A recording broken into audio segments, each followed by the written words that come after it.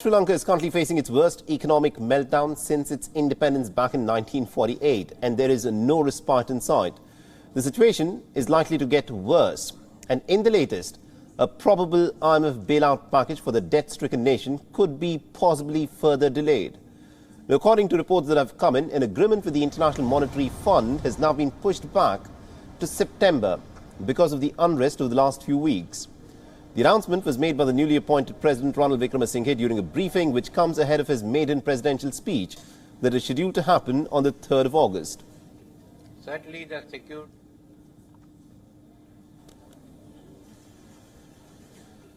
Now, Wickremesinghe has said that even though he as the Prime Minister had aimed to reach an agreement by the early weeks of August, it has now been pushed back by at least about a month.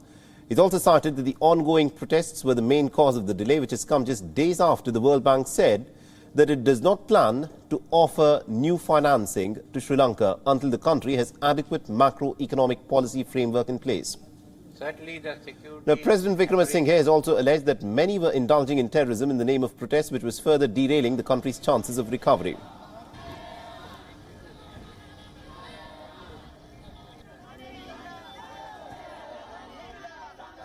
එතනින් ඒ පීඩනය පිපිරුණා.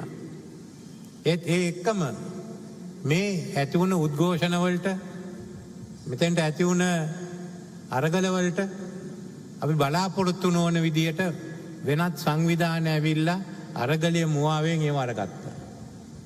ලංකා ඉතිහාසයේ පළවෙනි වතාවට අපි fascist ත්‍රස්තවාදයට මුහුණ දුන්නා.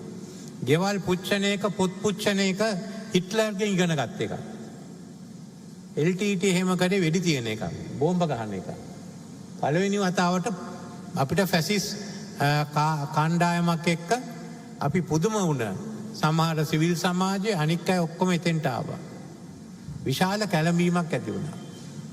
එතනින් පස්සේ තමයි මම මේ ජනාධිපතිකම බාරගත්තේ. මම ජනාධිපතිකම බාරගත්තත් මේ රටේ තියෙන ආර්ථික පීඩනය නැති වෙලා නැහැ. Now, Ranil Wickremesinghe appealed that the protesters should allow the government to function. Wickremesinghe, during his briefing, also called out the protesters for allegedly destroying properties, saying that they can come up in crowds and build the damaged buildings. Also taking a jab at the protesters, he said that he had no home to return to, because remember, the protesters had already ransacked his home. සමහරු කියනවා පෙළපාලි දානවා කියලා රනිල් ගෙදර යන්න කියලා. මම කියනවා කරුණාකරලා ඒක කරන්න එපා. මට යන්න ගියක් නැහැ. ඔයගොල්ලෝ ලෑස්ති නම් විශාල සෙනඟක් ගියෙන්න මාස 6කට මම ගෙදර හදලා දෙන්න. මගේ ගෙදර හදලා මං ගියන් පස්සේ ගෙදර පහු කරලා යන්න රනිල් ගෙදර යන්න කියලා. නැත්තම් වැඩක් නැහැ නේ ගෙදර නැති මිනිහට ගෙදර යන්න කියලා. නිකන් කාලේ නාස්ති කරන එකන්නේ. එදා කරන වැඩ කටයුතු නැති වෙන එකන්නේ. එහෙන් දෙක එකක් ගම හදන්න නැත්තම් මම ගෙදර හදන්න. Now,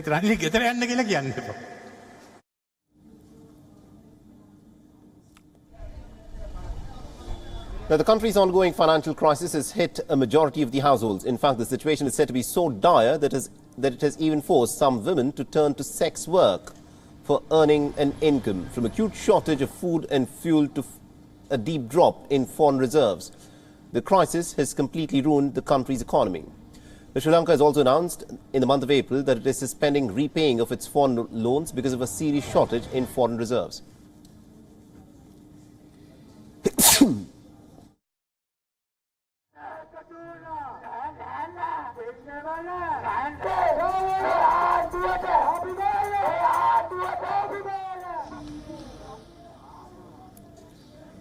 Meanwhile, another significant development, Sri Lankan police have also produced before a court millions of rupees in cash that were found by the anti-government protesters inside the former President Gotabaya Rajapaksa's official residence.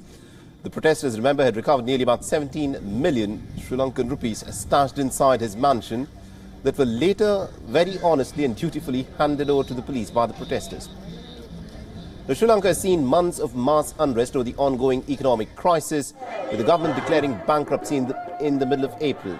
Public anger also reached its peak earlier in the month when thousands of demonstrators stormed into the president's residence and other government buildings to voice their anger.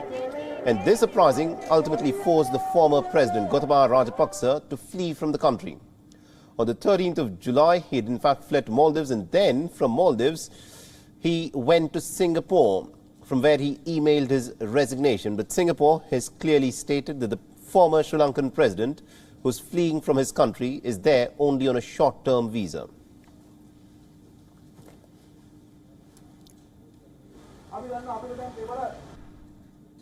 WION is now available in your country. Download the app now and get all the news on the move.